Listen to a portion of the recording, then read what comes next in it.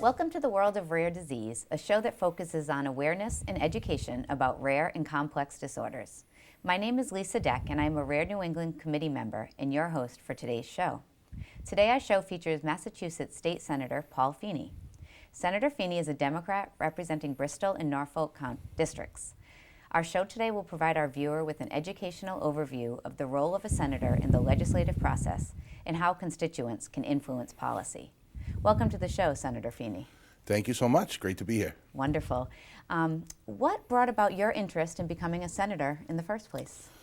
Wow. So it's been quite a run. I never had designs really on becoming a Massachusetts state senator. I found myself in the right place at the right time and having the opportunity to really make a difference. I always point back to when I was a young guy. I think I was about 11 years old, and my family had moved to Auburn, Mass. I was from Boston originally, and we were living out in Central Mass. And I was a young guy, and my family had just bought their first home, and they received a letter from the community saying that we needed to immediately cease and desist drinking and bathing in our water at our home. And it was frightening. I had a younger brother who was just born. He was an infant. And we found out that our well was loaded with carcinogens, and that there was a company that was nearby that was dumping cancer-causing agents into a known crack storage container.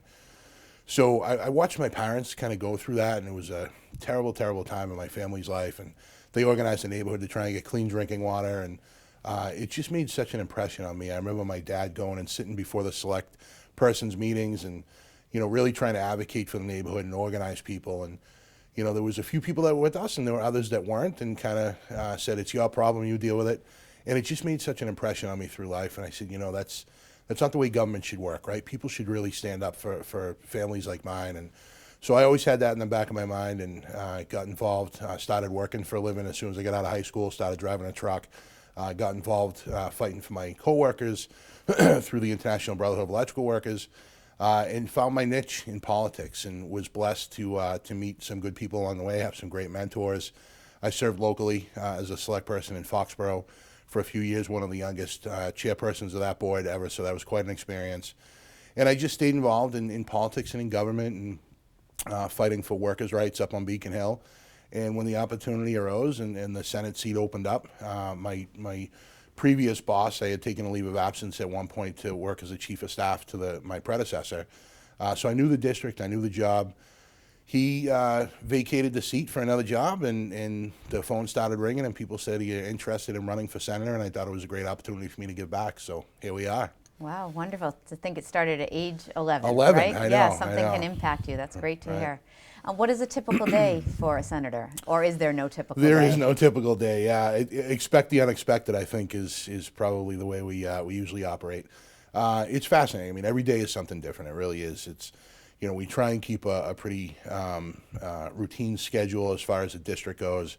People know that they can expect to see me in the district at least a few days a week, doing office hours, having meetings. I have personal meetings with constituents. I think I've met at every Dunkin' Donuts and Starbucks and coffee shop from Medfield to Seekonk in the last couple of years. But the days I'm in the district, it's filled with meeting with constituents and kind of touring businesses and schools, and really trying to keep a finger on the pulse of what's going on.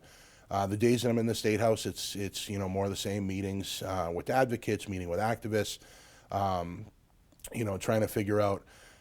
These days now, we're working a lot on our committee work. I'm the chairperson of the Committee on Consumer Protection and Professional Licensure. So we have a lot of bills, a few hundred bills that we're trying to vet and see if they should see the light of debate in the Senate and in the House.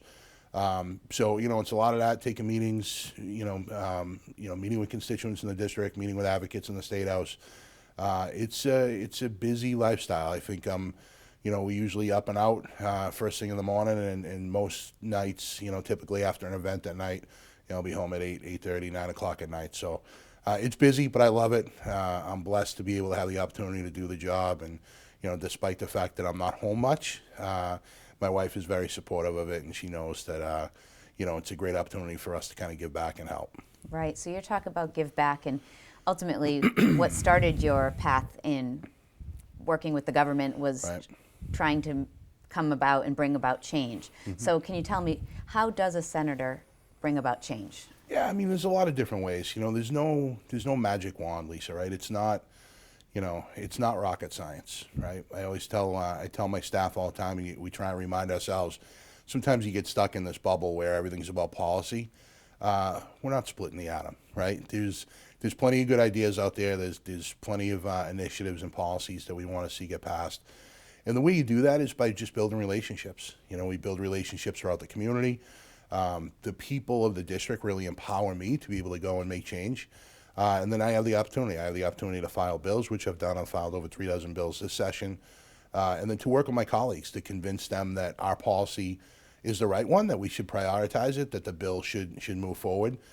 And then there's the technical aspects of it, making sure that it's drafted correctly, make sure that it passes legal muster, and then meeting with the committees, testifying on bills, trying to move it through committee, and then advocating to leadership to make sure that we actually have the opportunity to vote on these ultimately. So, it's a long and complicated process, I think, in some respects, but ultimately it really is just about getting enough people together to be able to advocate efficiently and effectively, to be able to articulate what we would like to get passed, and then just going and putting in the tough work to get it done. Right. So it's interesting because you say, this is your role, but you're speaking for the people. So how would one constituent voice their concern to you? What's a way that somebody watching, they want to get help from a legislator? What Sure. should they do if that's the case? And that's really the most important part of what I do, is to be able to bring people together around a lot of these ideas. I know with Brand New England, certainly there's an initiative that we're trying to get passed. And what I tell people all the time is, look, you don't have to be an expert in government. You just need to know who to reach out to. I hear from constituents every single day. We keep a log of people that call our office. We keep email records, so people email me. I'm up to a few hundred emails a day now with people talking about all sorts of different issues. And it's important for us really to make sure that people know that their voices are being heard. So I tell people all the time, it's just a simple phone call. Call your state rep, call your state senator, and tell them your story. Mm-hmm. It's so important. You don't have to get down into the nuances and the policy and the wonkiness of each piece of legislation. Just tell your story. Like I did early when I told you about the story of my family and the water issue that we had when I was a young guy. Certainly there was policy surrounding that, but ultimately it was just about my family going and telling our story. And I think that's such an important piece when people think about government and they think about trying to get ideas passed. Just reach out, find the right person, tell your story, and stay on it. I always joke that I think 90% of my job is being a professional agitator, right? Making phone calls and follow-up phone calls and third phone calls to different agencies and bureaucracies, and that's my role. But I'm empowered by the people. So the more I hear from you, the easier it is for me to be able to go and speak on these issues. It happens every single day. When I leave here today, I'll meet with my staff, and we'll go over all the different emails we got yesterday and figure out, who we need to call to make sure that we're advancing the issues that are important to the people of the district. Right. It's interesting because I have a pretty compelling rare disease story. Sure. And years ago, the first time I told it, I remember being so well received by my legislators. And it's interesting because my question to you for the viewers is, well, I'm only one voice. Why does it matter? Right. And I actually can speak to that in a sense that it does matter because my one story can stick with something. And again, I didn't know anything about advocacy. I just told my personal story, and they were able to take it and work with it. So I'd love for you to explain that to others as well. It really does make such a difference, and I've heard your story, and it stuck with me. And I think that happens in my world every single day. There are people that come and tell me their own personal stories and why something's important to them. You don't forget that. Right? You don't forget that. I was at an event the other day in Foxborough with folks that have lost loved ones due to the opioid crisis and addiction. And there's a lot more that we have to do as a government. There's a lot more that we have to do as a community. But ultimately, what I left with that day was the stories of people who lost their loved ones, and that their lives mattered. And, each of those stories means something, right? They're a number when it comes to statistics that we talk about. And, like I said the other day at the event, it's when we talk about opioid crisis or addiction, or, they're just words. But behind that, each of the people that were lost to that, They were somebody who had a life to live. They were somebody with family. They were somebody's brother, sister, mother, father, son, daughter. That's what makes a difference. And when we can tell those stories, when we can bring people together and affect legislation through those stories of those human stories, there's nothing that can stop us. So, I think it's just vitally important that, not only do you find the right person to reach out to and tell your story, but do you make sure that they're going and doing their job, the job that we were elected to do, which is to be your voice on Beacon Hill. And it sounds so cliche, and I know every time I say it, I'm like, my God, I sound like a politician when you do that stuff. But but it really is. It's the truth. It's, I take those stories every single day, whether they come to me from email or a meeting with folks like you in the district. And I go to my caucus and I talk to leadership and I talk to my colleagues and I tell them, let me tell you the story about Lisa from our district. Let me tell you the story about this person or that person. And that's really what makes a difference. Ultimately, that's what we're there to do. We're there to make sure that we're passing policy that works for people in our own districts and throughout the Commonwealth. And you can't do that without, articulating those stories that are so important to people. Right. And in the rare disease world, and in Rare New England, there are so many stories and there are so many illnesses and complex diseases and disorders. And that's what we look to do, is to impact policy that helps the patients. But I know the process takes so long. So I just wanted you to talk a little bit about that, and also what can a constituent do? So say a rare disease patient, a doctor, what can they do? What's the best use of their time to try to impact policy? Sure. Yeah, it does. It does take a long time, it seems, to get some bills passed. And, it's frustrating. And I feel that frustration myself as a legislator. We think when we file these bills, well, this is the best bill in the world. It's my idea, right? It's common sense. Why can't we get it passed?